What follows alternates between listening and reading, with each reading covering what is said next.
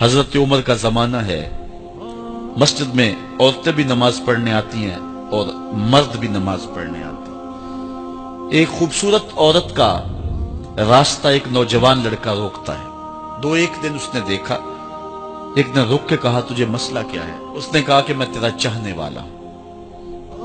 اس نے کہا کہ میری چاہت ڈیمانڈ جو کروں گی پوری کر دو گے؟ اس نے کہا آسمان سے تارے بھی توڑ لو۔ اس نے کہا بس میری یہ خواہش ہے 40 دن حضرت عمر کے پیچھے نمازیں پڑھ لو، اس کے بعد 40ویں دن کی آخری نماز کے بعد یہاں میں منتظر ہوں گی تیری اور تیرا انتظار کروں۔ 40 دن نمازیں چلتی رہی۔ پھر عمر کا لہجہ اور من کے روگ نہ دھلے اور من میں نور نہ اترے۔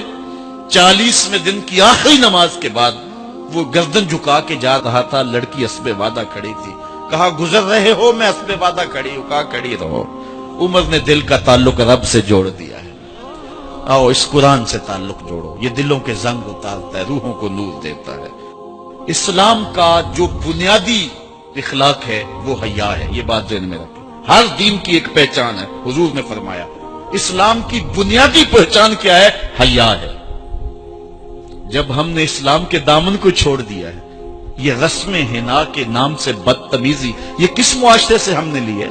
اور کیا بہوؤں بیٹیوں کا تماشا لگایا، اور نیم برہنہ بیٹیاں لوگوں کی شہوانی نگاہوں کے سامنے ہیں، اور باپ بھی کھڑا ہے اور بیٹا بھی کھڑا ہے۔ نہ باپ کی آنکھوں میں حیا ہے، نہ بیٹے کی نظروں میں حیا ہے، نہ بھائیوں میں غیرت ہے، اور کہتے ہو اللہ کی رحمتیں ہمارے اوپر نازل ہوں۔ یہ تو شکر کرو پتھر نہیں برستے محمد عربی کے قدموں کا صدقہ۔ اگر ان کی رحمت نہ ہو درمیان میں ابھی آگ لگ جائے دونوں جہاں میں۔ یہ تو ان کی رحمت ہے کہ پتھر نہیں برستے۔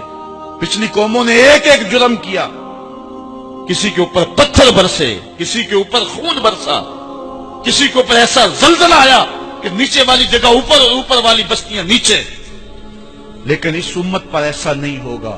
اور اللہ نے فرمایا ما کان اللہ لیعذبہم وانت فیہم، محبوب تیری وجہ سے میں عذاب نہیں اتارا ورنہ پیس کے رکھ۔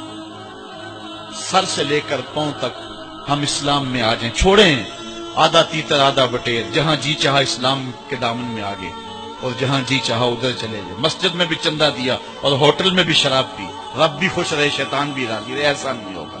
رب کہتے نہیں کہ میرے ہو تو پھر میرے ہی ہو۔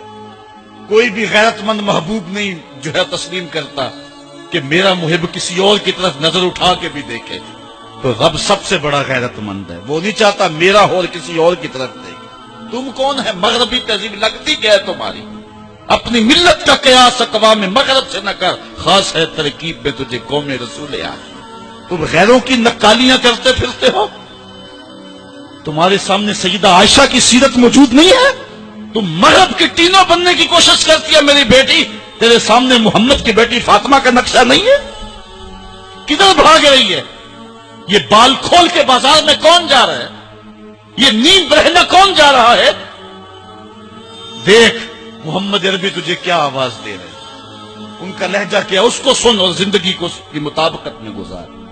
اصل ہمارے دل زنگ آلود ہو گئے، اس دنیا کے اس ماحول نے ہمیں اس طرح کر دیا ہے کہ آج ہمیں سمجھ نہیں آ رہی کہ ہم کدھر جائیں۔ اور ایک اور حدیث میں حضور نے دلوں کا اور من کا میل اتارنے کے 2 نسخے بیان کیے، ایک کثرت کے ساتھ موت کو یاد کرنا، کثرت کے ساتھ موت کا تذکرہ، اور دوسرا کثرت کے ساتھ جو ہے وہ تلاوت کلام مجید۔ اصل 10-15 سالوں سے ہمارے ساتھ جو کچھ ہوا ہے، آج اگر کوئی تذکرہ موت کرے، کوئی آخرت کی یاد دلائے، کوئی عمل کی بات کرے، وہ کہتے ہیں یہ تو ویسے خوش کیسے، کیا پتا، قبر کا مذاق اڑا رہا ہے۔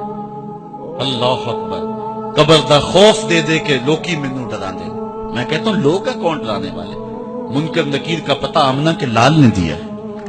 فَلْيَضْحَكُوا قَلِيلًا وَلْيَبْكُوا كَثِيرًا، تمہارا رب کہتا ہے تھوڑے ہنسا کرو زیادہ رویا کرو۔ رونا دل کا میل اتارتا ہے، باتوں کے اجاڑ پن کو دور کرتا ہے، من میں خشیت الہی کے پھول کھلاتا ہے۔ اور حدیث میں آتا ہے وہ آنکھ خوف خدا کی وجہ سے روئی اور ایک بال کی جڑ بھی بھیگ گئی، کل قیامت کے دن وہ بال جہنم میں نہیں جانے دے گا۔ عرض کرے گا مالک یا اسے جنت دے دے یا مجھے نکال لے، تو رب بال تو نہیں نکالے گا، اللہ تعالیٰ اس شخص کو جنت عطا فرمائے۔ لا خیر فی عین لا تبکی من خشیت اللہ، امام ابو نعیم نے لکھا حلیہ میں، اس آنکھ میں بھلائی کوئی نہیں ہے جو خوف خدا میں روتی نہیں۔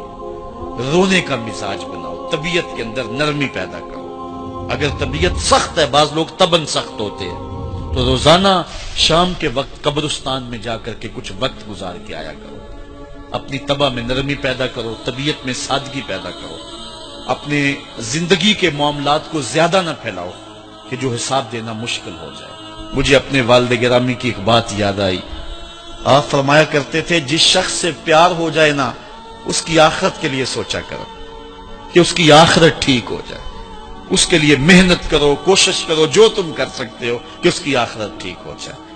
ہاں، ہر بندہ چاہتا تو یہ ہے کہ میری زندگی آسودہ ہو، آسودہ ضرور بناؤ زندگی کو، لیکن خیال رکھو کہ اس دنیا کی زندگی کی آسودگی سے آخرت کی آسودگی جو ہے وہ زیادہ عزیز ہے۔ یہ 4 دن کی زندگی ختم ہو جانی، تھوڑی ہے، بالکل سانسوں کی گنتی ہے اور ختم ہو جانے والی ہے، اور وہ زندگی نہ ختم ہونے والی۔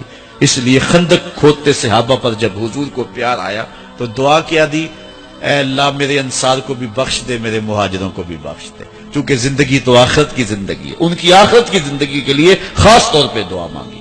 اس لیے اپنی آخرت کی زندگی کے بارے ترجیحاً ہم سوچیں اور اپنی زندگی کو بہتری کی طرف لے جائیں۔ 5 گانہ نماز شعار زندگی بنا لے۔